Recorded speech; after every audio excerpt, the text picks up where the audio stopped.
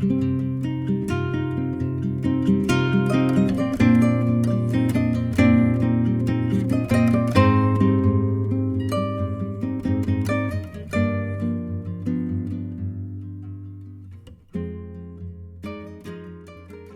and Men in the Light of Eden by Bruce C.E. Fleming and read by the author.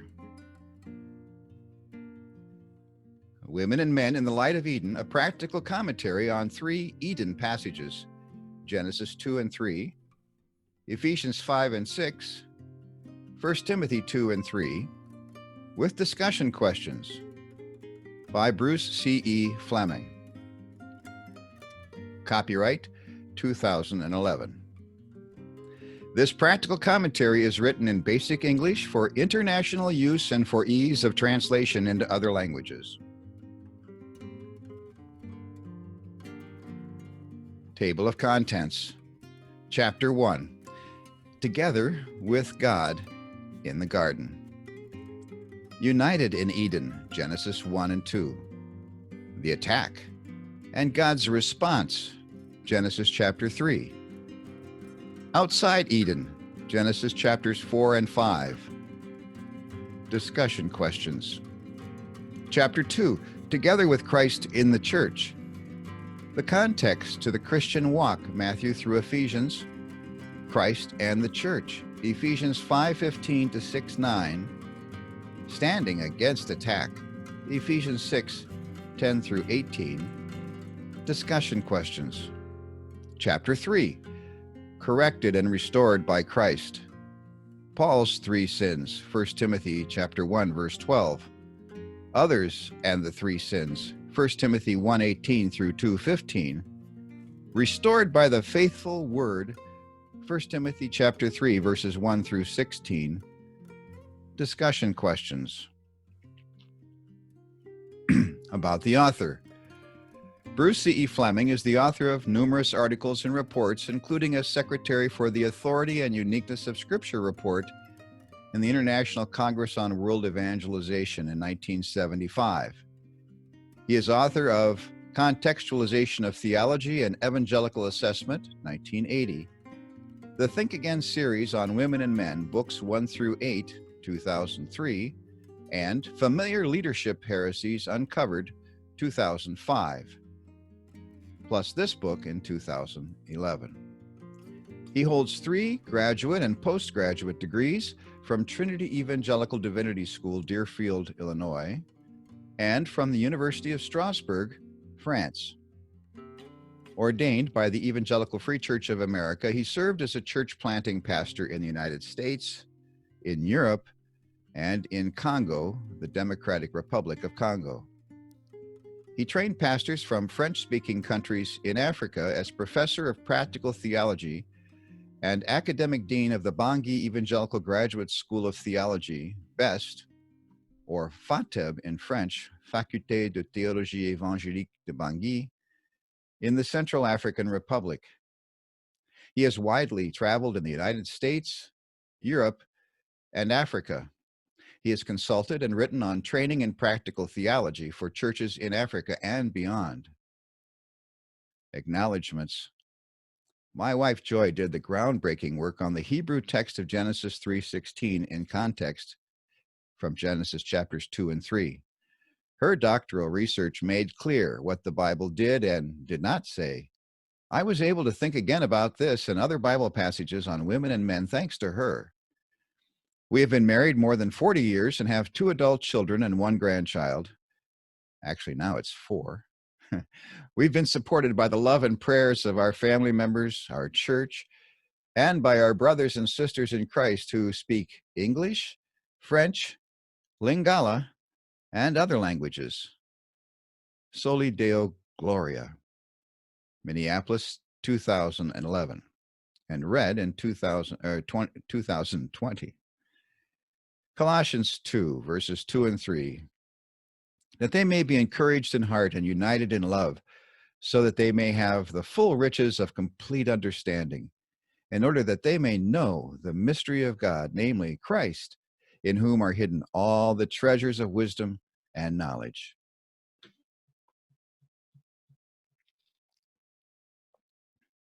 Chapter 1. Together with God in the Garden. In the beginning, Genesis 1:1 through 2:3. Who wrote in the beginning after talking with God? Two people did. Moses did in Genesis 1:1, and John did in John chapter 1, verse 1. Each talked with God like a friend. Exodus 33:11, John 13:22 to 26. Moses talked with God in the desert for 40 years and wrote in the beginning using Hebrew words. John talked with Jesus for 3 years and wrote in the beginning using Greek words. Is that clear? Your Bible is a translation into English from the Hebrew Old Testament and the Greek New Testament. Some languages are better at saying certain things than other languages. When the Hebrew words and Greek words are translated, sometimes it's hard to translate the meaning clearly into the modern language. Sometimes it takes more than one word, in English, for example, to translate a Hebrew or a Greek word from the Bible. God speaks through the Bible. It doesn't change. But modern languages change from year to year. Translations need to be updated from time to time. Our memories of what we have learned from the Bible need to be refreshed from time to time. It's good to think again about the Bible. Who created? It was revealed to Moses and the people of Israel there was only one God. Deuteronomy 6:4, Hear, O Israel, the Lord our God, the Lord is one. The Hebrew word used for one was echad. It came from a root word meaning to unify or collect together. This Hebrew word was used in Genesis 2:24, for the two shall be one flesh. In Genesis 1:1, the word used for God in Hebrew was Elohim. Its ending with the two Hebrew letters im was like ending an English word with the letter s. There was only one creator in the beginning. Could there be a better way to translate that Hebrew word for God to show that the word ended with im? What does it say? The Bible rolls out further details as one sentence follows a previous sentence, one passage follows a previous passage, and one book follows a previous book. Especially when the Bible is introduced to the people of a culture where it has not been taught before, it is important to get right the meaning of the first chapters of the Bible. A careful look at the verses of the first chapter of Genesis shows that God, three in one, was at work. The Father, three in one, created in the beginning, Genesis 1:1. The Spirit was at work during creation, Genesis 1:2. The Word, Jesus Christ, was at work in creation too, Genesis 1:3, John 1:1 through 3. Therefore, God, three in one, was involved in creation, the Father, the Spirit, and the Word. In many languages, it's not possible to use a unified word like God or one every time it is needed, yet this is how it was written in Hebrew in Genesis 1:1. God, combined word, created, singular action word. Many, if not most, translations have opted to use a single word for God and a single action word too in the opening verses of Genesis. This way of translating has seemed to rule out the action of God in three persons in the beginning. Here's a possible way to communicate what happened on day one of creation, Genesis 1:1 through 3. The Father, three in one, created the heavens and the earth. The Spirit, three in one, hovered over the dark waters of the earth. The Word, three in one, said, Let there be light, and there was light. In days 2, 3, and 4, the Word, three in one, spoke more of creation into existence. The Father, three in one, saw that it was good. On day 5 of creation, the creatures of the water and the birds of the sky were created. It was good, Genesis 1:21. Then they were blessed. Be fruitful and increase in number and fill the water in the seas, and let the birds increase on the earth. Genesis 1:22. These were God's first words of blessing. They had to do with having offspring. Day 6 in 3 parts. During the first part of day 6 of creation, the Word, 3 in 1, spoke and created the land creatures. Let the land produce living creatures according to their kinds. And it was so. Genesis 1:24 and 25. It was good. During the second part of day 6 of creation, the first 2 humans were specially made. Let us make humankind in our image, in our likeness, male and female. Genesis 1:26 and 27. Many details of their creation were described in Genesis chapter 2, verses 4 to 25.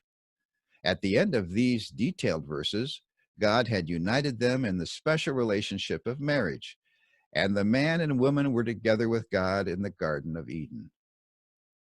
During the third part of day 6 of creation, God was with the man and the woman. Just as God blessed the birds and the fish at the end of day 5, God blessed the man and woman at the end of day 6. They were to have many offspring. Their children would fill the earth. Then God told them to rule over the other living beings on the earth, rule over the fish of the sea and the birds of the air, and over every living creature that moves on the ground. Genesis 1:28, Psalm 115:16. After all was accomplished by the end of day 6, creation was very good.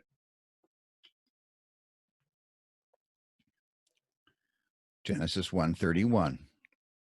The details given in Genesis chapter 2, verses 4 to 25 fitted into Genesis 1, 2 through 3 in this way. First part of day 6, Genesis 1:24 and 25. Second part of day 6, introduction, Genesis 1:26. In brief, Genesis 1:27. In detail, Genesis 2 through 24. Third part of day 6, Genesis 1:28 to 31, and chapter 2, verse 25. In the Garden of Eden, Genesis 2:4 to 3:25. Genesis 2:4 to 24 told how, on day 6, God put everything in place and began a wonderful relationship with the first 2 human beings. Their relationship in the Garden of Eden was summarized in Genesis 2:25. In Genesis 3:1 to 5, sometime after day 7, Satan attacked the woman and the man. He lied to them, seeking to bring about their deaths. In response to Satan's words, they each took a bite of the forbidden fruit. Their life after death and how God dealt with them and with Satan was told in Genesis 3, verses 7 to 24. The first human with God, Genesis 2:7 to 17. On day 6 of creation, God planted a garden in Eden. God caused to grow every tree that was pleasing to the sight and every fruit tree that was good for food. In the garden, there were 2 one-of-a-kind fruit trees, the tree of life and the tree of the knowledge of good and evil. A river flowed in the Garden of Eden to water it. Outside the garden, God made the first human being from the dust of the ground and breathed the dust of life into his nostrils. The adult human met God, his creator, where he was taken from the dust. The Hebrew word for human was Adam. This word was not a name. God took the man and put him into the Garden of Eden. God spoke to the man about the garden. He was to cultivate it and keep it. The Garden of Eden was different from the world outside of it. It was a place for work, beauty, food, and for walking with God. Did the man judge that God had made a good home for him? Excuse me. Did the man judge that God had made a good home for him inside the garden? The man was not lonely in the garden. The man and God were together in the Garden of Eden. The creator of all things built a loving relationship with the one human being. In this way, God demonstrated the worth of each and every individual human being. All the fruit of the trees in the garden was good to eat, But it was not God's will for the fruit from one of the trees to be eaten, the tree of the knowledge of good and evil.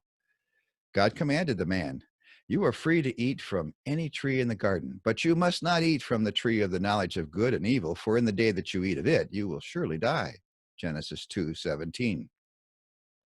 The man heard God's words and understood God's will. He could freely eat from all the trees except one. He learned from God the consequence of taking a bite from the tree of the knowledge of good and evil. The man had a will and an example to follow. Everything God created was good. He could follow God's good example and do good, and he could obey God's commandment. He could freely eat from every tree in the garden except one. Two humans together with God, Genesis 2:18 to 25. In the middle of day 6, God was not ready to bless just the one human to multiply and fill the earth. The creation of humankind was not yet finished. God would bless two humans joined together, a man and a woman, to be fruitful and multiply. God told the man about that final step in creation. God told the man that it was not good for him to be the only human being. God would make a woman. Then God could bless the human race. On day 6, it was not enough for the man to be the only human being. Before creating the woman, God gave the man a task to do. God brought the beasts of the field and the birds of the air to the man to see what he would name them. The man saw the different kinds of livestock, birds, and beasts. He decided what the name of each would be. The man saw that these other kinds of beings were not like him. To describe the other human being God planned to make, two different Hebrew words were used, ezer and kenegdo. The first word in English meant strong ally. The second meant corresponding to. The Bible and other places use the same word, strong ally, for God or for rulers, for example, in Deuteronomy 33:7, Psalm 121, 1 and 2, Isaiah 30, verses 1 through 5. The man and the woman would be strong allies. Like rulers, they would be corresponding to one another. To create the other human, God put the man in a deep sleep. God built the woman from a rib of the body of the man. The woman was made in God's image and likeness. In the garden, the woman first met God, her creator. Each of them, the man and the woman, first knew God, their creator, before they knew one another. Each one was made in the image and likeness of God. After that, God brought them together. The man saw that she was a human like him. He saw that she was the female human, Isha, and that he was the male human, Ish. When God brought them together, it was the start of their marriage relationship. The woman who was with God was greeted by the man who rejoiced. No other marriage was like this first one. They had no human parents or other family members when they were joined together by God. The marriage model. The first man and woman were joined by God in the first marriage relationship. Their marriage was a model for every marriage. In the beginning, each one knew God before they knew each other.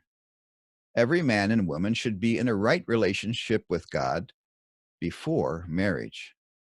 Each should be in a right relationship with God during marriage.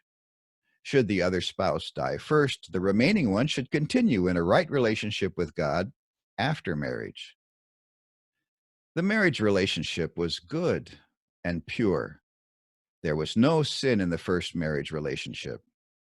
In marriage, they were unashamed before God and one another. Both the man and the woman had two good and right relationships with God and with their partner in marriage. God joined them together for life. In the beginning, there was no death, and there was no plan for divorce. Matthew 19:8. Taking the first marriage as their model, all other couples had 4 steps to take in marriage according to Genesis 2, 22 to 25. 1. In God's eyes, Genesis 2:22. God brought together in marriage the first two adults, the man and the woman. They began their marriage relationship in the presence of God. 2. The man left his parents, Genesis 2:24. The man left his father and mother. This was done in the beginning day of the new marriage relationship. It was a public step. When the man left them, his family and the others knew it. The Bible did not say the woman left her family. The man did. 3. The husband committed himself to his wife, Genesis 2:24. The man's closest relationship was no longer with his father and mother, but with his wife. After his relationship to God, a husband had no greater commitment in life than his commitment to his wife. The Bible used the Hebrew action word to commit, davak, only 3 times.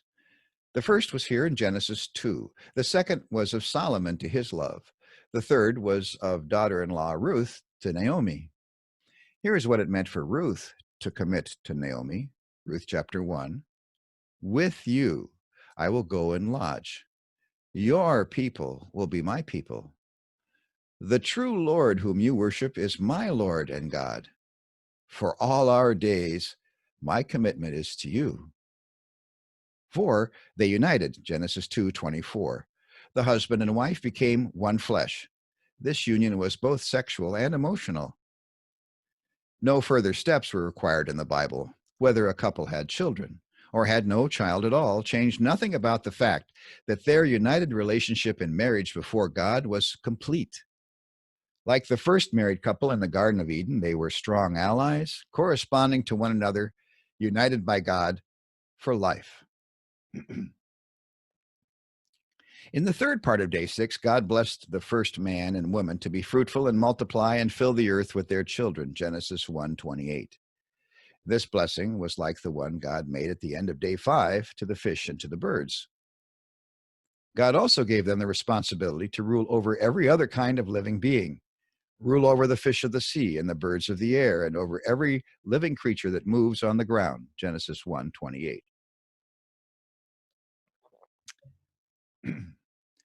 God did not tell one of them to rule over the other one. God was over all. What would they and their children eat? What would they feed the living creatures they ruled over? God had planned for all this and told them, Genesis 1:29 to 30, I give you every seed-bearing plant on the face of the whole earth and every tree that has fruit with seed in it.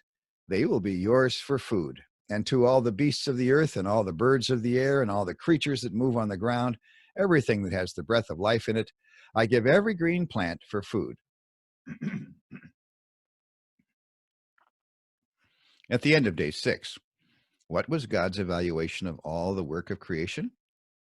God saw all that he had made, and it was very good. Genesis 1:31. How wonderful! The man and the woman saw reasons for the judgment God made and could agree. Every man and woman who hears what happened at creation learns that they too are in God's image. They learn that God's work of creation was very good. Romans 1:20. The details of what took place during the days of creation were a revelation from God. What it was like in the beginning could only be told by one who was there before the man and woman were created. We have the great privilege of learning this from God's words and God's word, the Bible, in Genesis chapters 1 and 2. God had also, excuse me, God had also created millions of blameless angels, Revelation 5:11. They were messenger spirits without bodies. They were not like the earthly beings. The angels praised God, served God, and obeyed God. Psalm 103:20. The most wonderful of these blameless spirits, Lucifer, had been in the Garden of Eden. Ezekiel 28:13. But Lucifer lifted up his heart in pride and corrupted his wisdom. He rebelled against God in order to rule over God. Some of the other angels rebelled with Lucifer, who was also called Satan, and they became demonic spirits. Isaiah 14, 13, and 14. Ezekiel 28, verses 12 through 17. Revelation chapter 12, verse 9. How twisted. Attack, defeat, and God's response. Genesis chapter 3, verses 1 to 19. Satan attacked the two. Genesis chapter 3, verses 1 through 4. Not long after day 7 of creation, a strange voice spoke to the woman and man in the Garden of Eden. This was when they were near the tree of life and the tree of the knowledge of good and evil. It was not God's voice. It was not the man's voice. It was not the woman's voice. It was the voice of another. It came out of a serpent, a creature made by God. Satan, the rebellious fallen angel, spoke through the body of that serpent. What about Satan's words through the serpent in the Garden of Eden? Jesus describes Satan in these words: from the beginning, Satan was a murderer and the father of lies. John 8:44. Satan came to kill the two persons created in the image and likeness of God. Satan used lies to accomplish this. He lied to the woman. He lied to the man as well. He used the plural Hebrew word you too, which included both humans. Satan's words were wildly incorrect. Did God really say you must not eat from any tree in the garden? He mocked God's good judgment by suggesting God had said not to eat from any of the wonderful trees. On day 6, God had given the man and the woman the authority to rule over serpents as well as all the other living creatures. The woman corrected the serpent's foolish words and instructed it. Only one tree was forbidden, on pain of death. At this point, the strange voice flatly contradicted God. You too surely will not die. Satan lied about the outcome of eating the fruit. Then the rebellious angel turned the focus from God's words to the fruit. God never intended for that fruit to be eaten. To eat would bring death. It would not be good in any way to disobey God and die. 2 bites. Genesis 3, chapter 3, verses 6 and 7. The father of lies deceived the woman. It was true that the trees in the garden gave good food. Perhaps this fruit would be good to eat if it opened one's eyes, as the serpent claimed. The woman, after she was deceived, took some and ate it. She gave it to the man who was right there with her, and he ate it. These bites were not taken in the same way by the woman and the man. The man was not deceived when he listened to the serpent's words, tempted by the words of Satan. The man desired to be like God. He decided he was not willing to obey God's words. He rebelled against God's will when he took his bite. In the Bible, the distinction is drawn between first and second degree sin. For example, later, when the people of Israel occupied the promised land, God set apart 6 cities of refuge, Numbers 35:11. These were for those who had killed people but were not first-degree premeditated murderers. As second-degree sinners, they were punished. They had to flee their homes to escape the avengers and live in a city of refuge. But they were spared swift execution, which was reserved for those who had willfully committed murder. Jesus taught this distinction. He said there would be a difference between the kind of punishment given to those who purposely disobeyed and those who did not. Luke 12, verses 47 and 48. In the Garden of Eden, both took a bite of the fruit from the tree of the knowledge of good and evil. They ate the forbidden fruit and died. The woman was deceived by Satan into taking her bite, 1 Timothy 2:14b, 2 Corinthians 11:3. Her bite was of the second degree. The man was not deceived when Satan twisted God's words, but he was tempted when Satan suggested that they had not yet become like God. The man desired to know good and evil, to be like God. He willfully disobeyed God when he took his bite, 1 Timothy 2:14a. His bite was of the first degree. Her bite was of the second degree. His bite was of the first degree. What happened? Satan and the serpent had set out to murder the woman and the man. Satan was an evil rebel against God and presumed to take God's place over them and tell them what to do. Were Satan's words lies? Yes. Both of them already were fully in God's image and likeness. Both already walked with God. They were blameless, naked, and unashamed. They had been blessed by God. After eating, they both knew good and evil. They saw past their nakedness and were ashamed. Their eyes had been, quote unquote, opened, but now they saw the terrible changes that had happened to their unity with each other and to their relationship with God. They used fig leaves to try to cover themselves from each other. Then, when God approached, they ran the other way and tried to hide themselves from God. God approached in the cool of the day, called out, and then questioned the two who each took a bite. God did not ask Satan and the serpent to speak. God and the man, Genesis 3:8-12. When God called, the man answered as if the woman wasn't there at all. He spoke only of himself. I heard. I was afraid. I was naked. I hid. God asked the man to reveal two facts. Who told you? And did you eat? The man's evil response revealed many things about the man, and he didn't answer either one of God's questions. There had been three at the tree.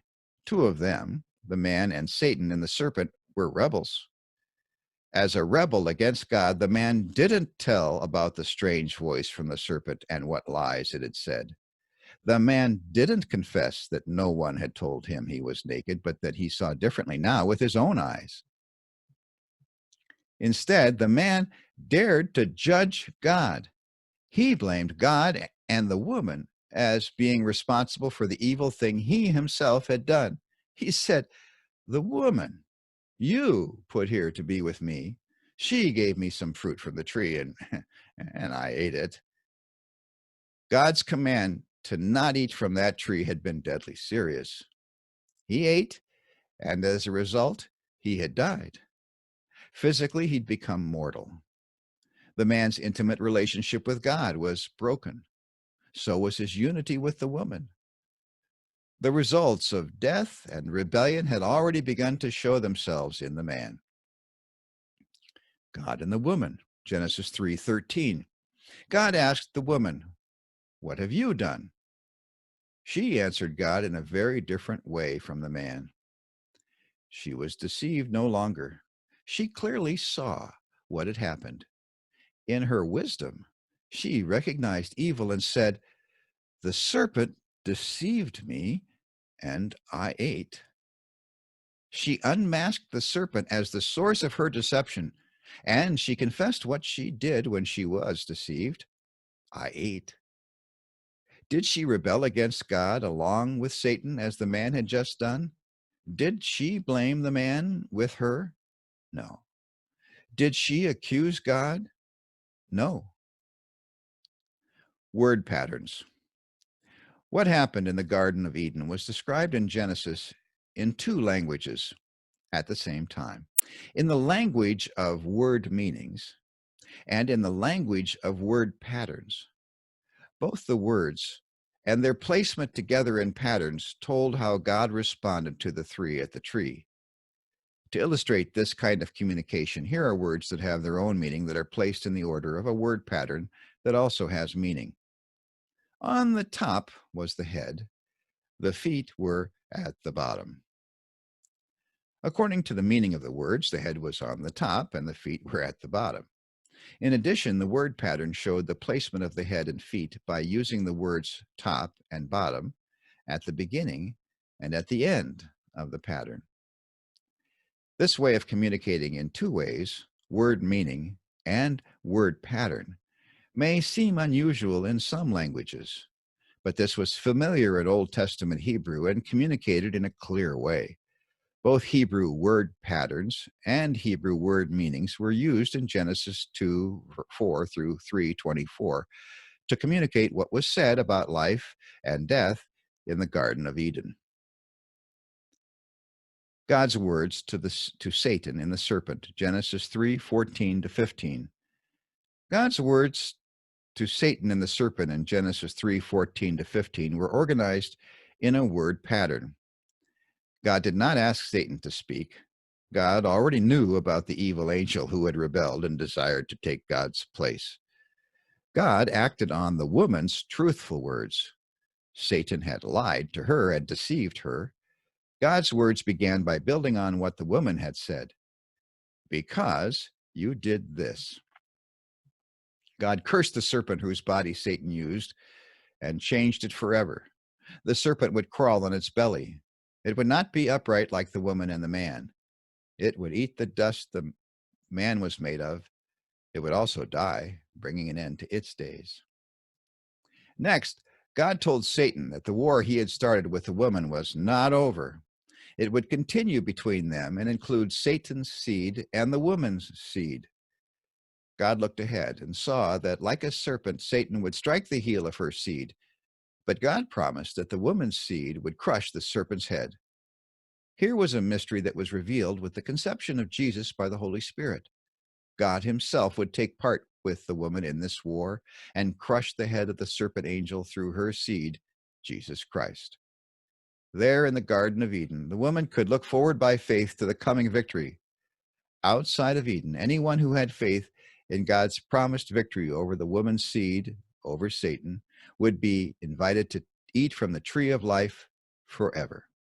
Revelation 2:7, 22, 1 through 21. God's words to the man, Genesis 3:17 to 19. God's words to the man were organized in the same pattern as the words to the rebellious serpent angel. This showed that the man's behavior was like Satan's behavior. But God's words to the woman were not organized in the same way at all in Genesis 3:16. The man had heard the woman describe to God what her enemy, the serpent, had done. The man had heard when God promised Satan that the war he had started would continue with the seed of the woman until the seed of the woman crushed the serpent angel. What had the man done? At the tree, the man had judged God's words to be not good. He had rebelled against God. He had followed the evil words of the liar.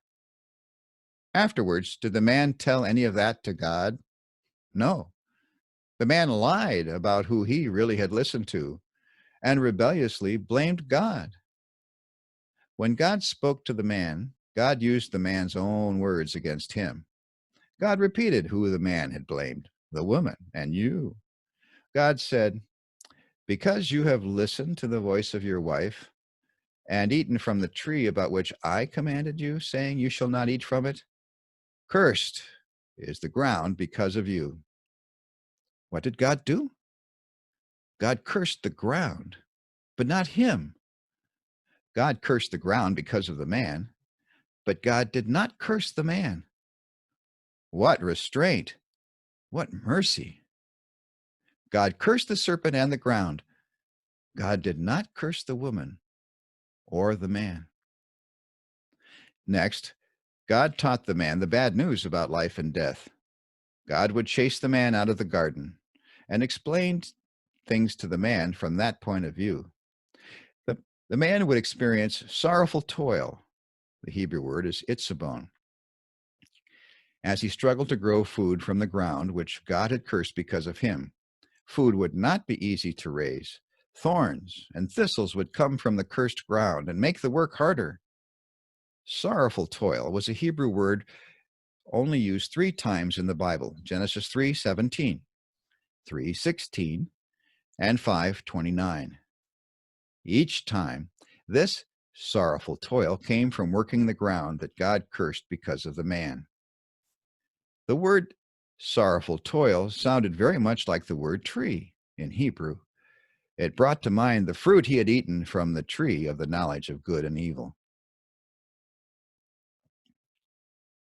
Every drop of sweat that fell from the tip of the man's nose and into the dust was to remind him of the good work he'd been given to do in the Garden of Eden, where he lived in perfect relationship with God, his creator, and with the woman, his companion.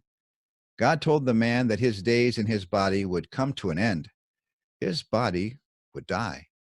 God explained that his body was formed from the dust of the ground, and to the dust his body would return. Genesis 3:19. God's 11 words to the woman. Genesis 3:16. God's words to the woman were not arranged in the same pattern used with the serpent angel and with the man. Her case was different from the two rebels. Her situation was unlike theirs. God's words to her were not all about bad news. Instead, God spoke to her of good news and bad news. God's words to the woman took only 11 Hebrew words. Some of these were common words, some were very rare words. A look at each word is needed in order to think again about the meaning of the whole verse. After the introduction, we have words 1 through 4 to the woman.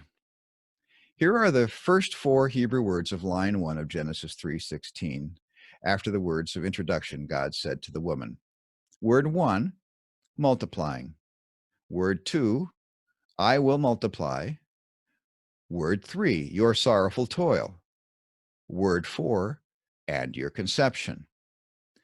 God said to the woman that 2 things, words 3 and 4, would be multiplied or would surely come to pass. God said she would experience sorrowful toil, itzabon, and God said she would experience conception, heron. Words 1 and 2, to multiply.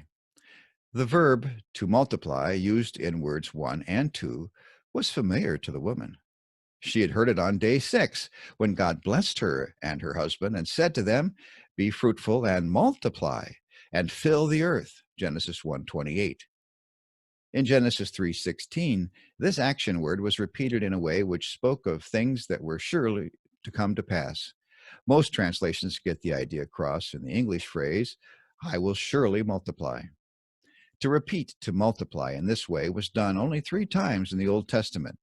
Genesis 3:16, 16:10, and 22:17. Each time these words came from God. Each time the word seed was used along with them.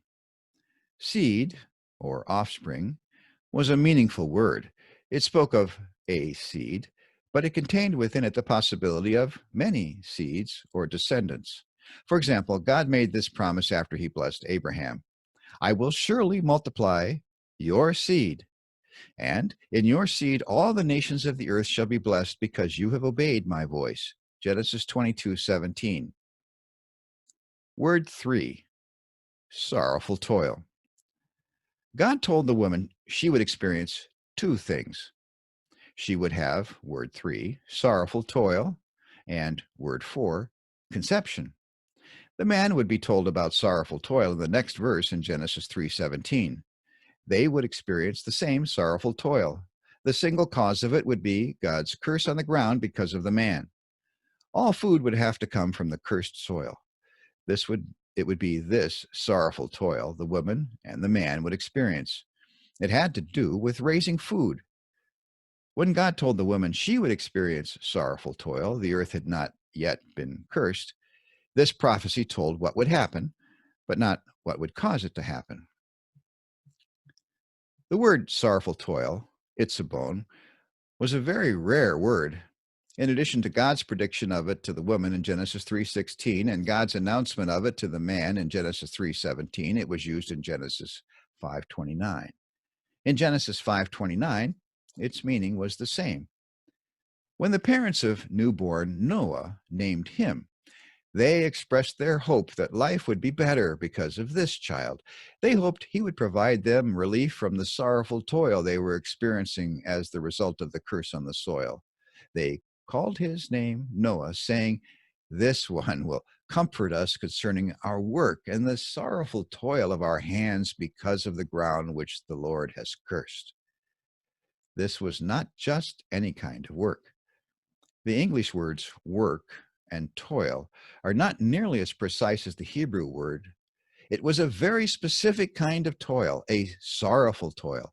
It meant, thus sorrowful toil which results from God's curse on the soil. This is the bad news God announced to the woman. She would have sorrowful toil. Word 4, conception. The woman had heard God tell Satan and the serpent about her seed, Genesis 3:15. In Genesis 3:16, God spoke to her directly about her seed. The meaningful word conception was used for seed. Many people have missed the connection of the promise of seed in verse 15 with the conception in verse 16. To conceive and have seed or descendants was big news. It was a look into the woman's future. It was also a look into victory over her enemy. Sadly, many translations make it look as if God's first words to the woman in Genesis 3:16 had all bad news, or even something like a curse for the woman. Not so. From our place in history, it's possible to see the whole line of descendants who were conceived from the first woman down to Mary, the Virgin, who conceived by the Holy Spirit. Luke 3:23-38, Galatians 3:16. Mary's child Jesus was the seed to crush the serpent's head. Because most modern translations do not use the word conception, another important truth from the Garden of Eden is missed. There is no question of when human life begins when Genesis 3:16 is translated correctly. Human life begins at conception. What about the translations of Genesis 3:16 that have said that God spoke about, quote, pain in childbirth, close quote? They are incorrect. God did not speak about childbirth in these first 4 Hebrew words to the woman. God spoke of conception. Conception took place 9 months before childbirth. God did not speak to the woman about pain. God spoke to her about the sorrowful toil that would be involved in raising crops from the cursed ground. There is nothing about pain in childbirth in the first 4 Hebrew words of Genesis 3:16. This must be kept in mind in order to clearly understand the rest of God's words to the woman in Genesis 3:16. Words 5-11.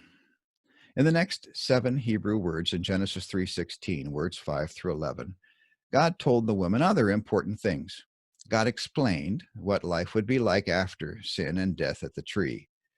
Word 5, with effort. 6, you will bring forth 7 children.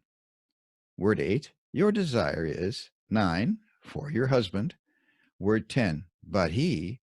11, will rule over you. Words 5-7. With these words, not before, God told her about childbirth. God explained that as a mother with a mortal body that was subject to pain and death, she would give birth with effort. The word effort, etsev, was not a word reserved for childbearing. It was used in other places in the Bible for various types of effort. God did not curse the woman, nor did God change her childbearing with these words. Nowhere in God's 11 words to the woman was the Hebrew word curse used. The news that childbearing would involve effort was said on the way to glad news because, next, God spoke of children. She would bear more than just one child. God's commandment of day 6 to be fruitful parents and fill the earth with children was still in effect. Would the first of her children crush Satan? There was drama for her as she looked forward to the first child she would conceive. Words 8-11. Next, God explained to the woman what had happened to her relationship with the man. There was glad news and sad news. In words 8 and 9, God spoke about what was in her heart. It had not changed. They were newlyweds. They had desired each other. Love. God confirmed that her desire was for her husband as it had been before. She had not rebelled like the man and had taken the side of the serpent. Her words to God were not twisted like theirs were. She had not blamed the man. Her desire for him was not twisted either. Her desire was good and natural. The word desire of one lover for another was used in the Bible only one other time. It was a good desire. Song of Solomon 7:11. In words 10 and 11, God explained the sad news about the change in her husband.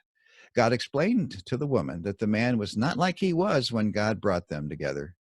The man had rejected his good relationship with God and had presumed to rule in God's place. The man had also rejected her. He had turned against the woman by blaming her along with God for his sin. Genesis 3:12. God alone had the right to rule over the woman, just as it was right for God to rule over the man. God warned the woman that the man who presumed to rule over himself desired to take the place of God again to rule over her. For the man to impose this on the woman was not good, it was evil. It is evil for anyone to take the place of God. End of Eden, Genesis 3, verses 20 to 24. What had happened? God had looked into the man's heart and had warned the woman of what the man desired to do. Then God had judged the man and condemned him to a limited lifetime in the fields with the final return to the dust.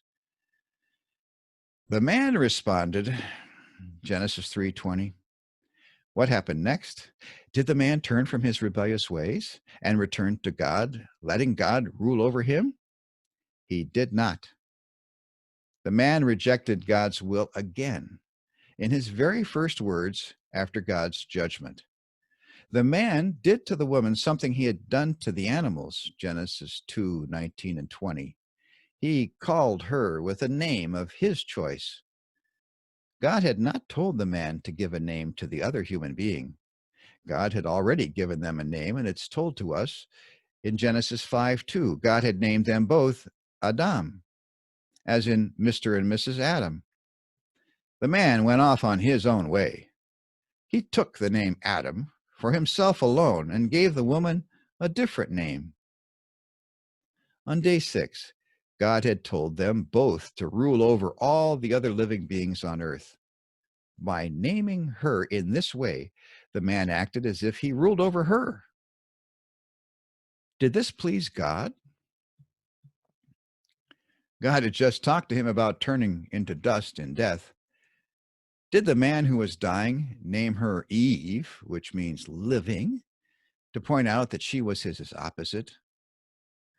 Was this another act of defiance and separation by the man? The woman was not known by the name Eve until the man made it up. No verses in Genesis 1:1 through 3:19 use the name Eve, not even once. For this reason, in this commentary, the name Eve was not used prior to Genesis 3:20. God acted. Genesis 3:21 to 24. God covered the shame of the man and the woman. No fig leaves could do the job. It took animal skins obtained by the shedding of blood. How much of this did they understand? Later, their son Abel knew that to offer a blood sacrifice was the right thing to do, Genesis 4:4. Then God drove Adam out of the garden. He was no longer allowed to eat from the tree of life. Outside of the garden, the man had only the dust of the ground he was made of. From that dust, he was to raise his own food. God placed an angelic guard at the tree of life in case the man dared to disobey again. No one would be able to eat its fruit. Outside of Eden, Genesis 4 and 5.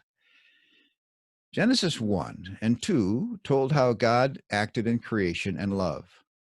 Genesis 3 told how Satan acted in evil rebellion and told lies to lead the woman and man to their death. Nevertheless, the Lord continued a relationship with Adam and Eve, with their children, and with their descendants, as recorded in Genesis 4 and 5.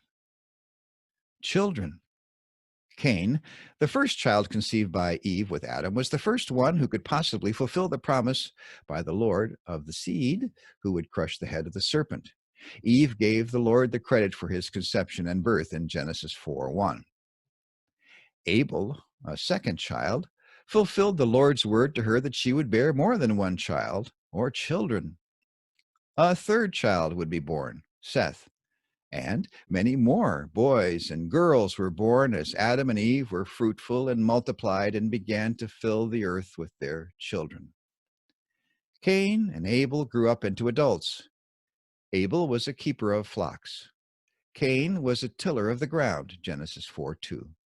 Everyone ate fruits and grains. No blood was shed to kill animals for food, Genesis 1:29 and 30. In Genesis 4:1-16, the history was told of Adam and Eve and their first two sons. Then, starting with Genesis 4:17, two lines of descendants were traced. One line of descendants from Cain was made up of rebellious persons and their shameful acts, Genesis 4:17-23. The other line of descendants from Seth was made up of godly persons and their acts of faith, Genesis 4:25-5:32. Cain. Some time after their births outside of Eden, Cain and Abel brought sacrifices to God. Cain offered the fruit of the ground to God. Abel offered a blood sacrifice from the firstborn animals he raised. God accepted Abel and his offering, but God did not accept Cain and his gift, Genesis 4:4-5. After that, Cain knew what kind of sacrifice to offer to please God. It was the kind of offering Abel had made to God. But Cain was angry with God and very unhappy. God reached out to Cain. God told him he could still do what was right. God warned Cain that he was very close to being consumed by sin, Genesis 4:6-7. What loving instruction! What a timely warning! What clear direction! But Cain was unwilling to be obedient to the will of God. He rebelled against God's word and, in his heart, walked his own rebellious path. Cain invited his brother Abel to go with him into his fields. Abel went with him. But Cain, overcome by sin, overpowered his brother and killed him. And the cursed ground soaked up the blood of his murdered brother. God confronted and judged Cain, Genesis 4:10-16. God cursed Cain to never again be a fruitful tiller of the ground. He would have to be a wanderer instead. But Cain did not turn back to God. Cain even refused to be a wanderer and began to build a city which he named after his son Enoch. What happened to Cain's evil descendants was told in Genesis 4:17-24. By the time of the seventh generation, evil Lamech became a murderer of two men and married two wives. He was proud and defiant. This was the first line of descendants listed in the pattern of Genesis 4 and 5. Seth. In Genesis 4:25-5:32, the line of Seth was described. Seth was the third child of Adam and Eve. He was righteous as Abel had been. His descendants worshipped God. By the time of the seventh generation, and Enoch in the family of Seth was born, he became the father of Methuselah. Unlike the great sinner Lamech, Enoch pleased God. He walked with God to the point that God spared him from death. 2 generations later, Noah was born. He walked with God and was blameless among the people of his generation. Share your thinking. Discussion questions on Chapter 1 of Women and Men in the Light of Eden. With each answer, note the verse or verses where it was found. 1. The man and the woman were made in whose image and likeness? 2. Who was told to rule over all living things? 3. What was the difference between the way the woman and the man took a bite of the fruit? 4. How did they respond differently to God's questions? 5. God gave good news to the woman that was bad news to Satan and the serpent. What was it? 6. Did God curse the man or the woman? 7. Did the curse on the ground affect the woman? The man? 8. Which is better according to Genesis 1 and 2? To be a man or a woman? Is either one better? 9. Outside of Eden, did God withdraw from the woman and the man and their children? 10. Are you rebellious like Satan and Adam? Or are you at peace with God like Abel?